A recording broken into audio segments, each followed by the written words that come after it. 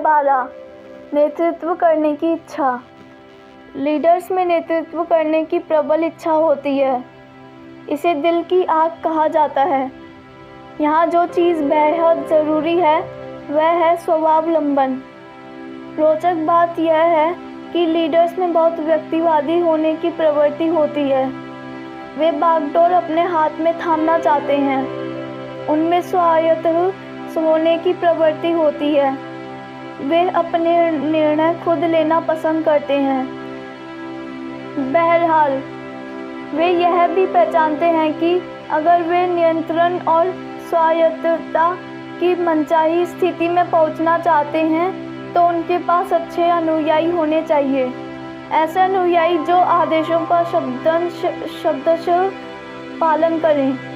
सभी महान सेनापतियों ने बूट कैंप में शुरुआत करके आदेशों का अच्छा अनुयायी बनना सीखा था। लीडर कमान थामना पसंद करते हैं। वे नियंत्रण में रहने और जिम्मेदारी लेने से प्रेम करते हैं। देखिए, कई लोग लीडर नहीं बनना चाहते हैं और यह ज़रूरी भी नहीं है कि हर व्यक्ति लीडर बने। लेकिन अगर आप में लीडर बनने की क्षमता है तो आपके मन में नियंत्रण थामने की ज़बरदस्त इच्छा और आकांक्षा होती है। यदि ऐसा है तो आपको नेतृत्व की जिम्मेदारियां उठाने के लिए खुद को तैयार करना चाहिए। नेतृत्व की जिम्मेदारियां लें। हर लीडर की 7 मुख्य जिम्मेदारियां होती हैं जो किसी स्थिति या संगठन में कभी नहीं बदलती है। जो लोग नेतृत्व करना चाहते हैं वे इन 7 क्षेत्रों में सर्वश्रेष्ठ बनने के लिए कड़ी मेहनत करते हैं। जिम्मेदारी 1, लक्ष्य तय करें और हासिल करें। सर्वश्रेष्ठ लीडर यह जानते हैं कि कंपनी को हर महत्वपूर्ण क्षेत्र में कौन से लक्ष्य हासिल करने चाहिए और वे हर लक्ष्य हासिल करने में समर्थ होते हैं। व्यवसाय में इसका मतलब है बिक्री बढ़ाने और मुनाफे के लक्ष्य तय करना। उन लक्ष्यों तक पहुंचने के लिए रणनीतिक और मार्केटिंग नियोजन में व्यवसाय के किसी भी हिस्से को अछूता ना छोड़ें। जिम्मेदारी 2, नवाचार और मार्केटिंग करें। आप या आपकी कंपनी हमेशा से जो करती आ रही है वही ना करते रहें। इस तरह आपको नए ग्राहक नहीं मिलेंगे। इस तरह आप वे लक्ष्य हासिल नहीं कर पाएंगे जो आपने पहली जिम्मेदारी में तय किए थे। नवाचार करें और फिर मार्केटिंग करें। आप जो करते हैं उसे बेचें और आपने जो बनाया है उसे बेचें। जिम्मेदारी 3, समस्या सुलझाएं और निर्णय लें। सफलता के मार्ग में आने वाली विपत्तियों से उबरना या अवरोधों को पार करना आप पर निर्भर करता है। आप जिस पद पर बैठे हैं उसके मुश्किल निर्णय आपको ही लेने हैं। हर अधूरा लक्ष्य एक अनसुलझी समस्या है।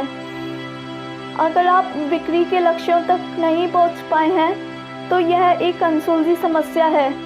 अगर आप अब भी अपने बाजार में पराजित हो रहे हैं तो यह भी एक अनसुलझी समस्या है। जिम्मेदारी 4, प्राथमिकताएं तय करें और मुख्य कामों पर ध्यान केंद्रित करें। किसी भी लीडर के पास असीमित लोग, असीमित पैसा या असीमित संसाधन नहीं होते। यह जानना लीडर का काम है कि संगठन के संसाधनों का किस तरह इस्तेमाल किया जाए जिससे संगठन की सकल सफलता में सर्वश्रेष्ठ योगदान मिले। इस जिम्मेदारी में समय का प्रबंधन भी शामिल है। समय सबसे दुर्लभ संसाधन है और जो लीडर अपने समय को सही तरीके से आवंटित करना नहीं सीखते हैं वे असफल हो जाएंगे। जिम्मेदारी 5, लोगों के रोल मॉडल बने। लोग अपने लीडर को देखते हैं और उनके व्यवहार और नज़रियों का अनुकरण करते हैं। अपने चरित्र, व्यक्तित्व और कामकाजी आदतों के जरिए आपको उन गुणों की मिसाल पेश करनी चाहिए जिन्हें आप दूसरों में देखना चाहते हैं। जिम्मेदारी 6, अपना अनुसरण करने के लिए दूसरों को राजी और प्रेरित करें। लीडर अपनी टीमों, विभागों या संगठनों को प्रेरित करते हैं कि उन्होंने संगठन के लिए जो स्वप्न, मिशन और विशिष्ट लक्ष्य तय किए हैं वे उनमें विश्वास करें। अनुयायियों के बिना कोई भी लीडर कभी लीडर नहीं होता है, चाहे वह किसी भी पद पर क्यों ना बैठा हो। जिम्मेदारी 7, परिणाम पाएं। लीडर से प्रदर्शन की उम्मीद की जाती है, कोई बहाने नहीं चलते हैं। परिणाम हासिल ना करने के किसी भी तरह के कारण स्वीकार नहीं किए जाते हैं। 7वीं जिम्मेदारी सबसे महत्वपूर्ण जिम्मेदारी होती है। गोल की तरफ बढ़ने वाले खिलाड़ी की तरह लीडर इन जिम्मेदारियों को स्वीकार करता है। लीडर चाहता है कि उसे जवाबदेह ठहराया जाए। वह चाहता है कि उसे कंपनी के लोगों को प्रोत्साहित करने के लिए जिम्मेदार माना जाए। वह चाहता है कि उसे सफलता के वास्ते आवश्यक परिणाम हासिल करने के लिए जिम्मेदार माना जाए।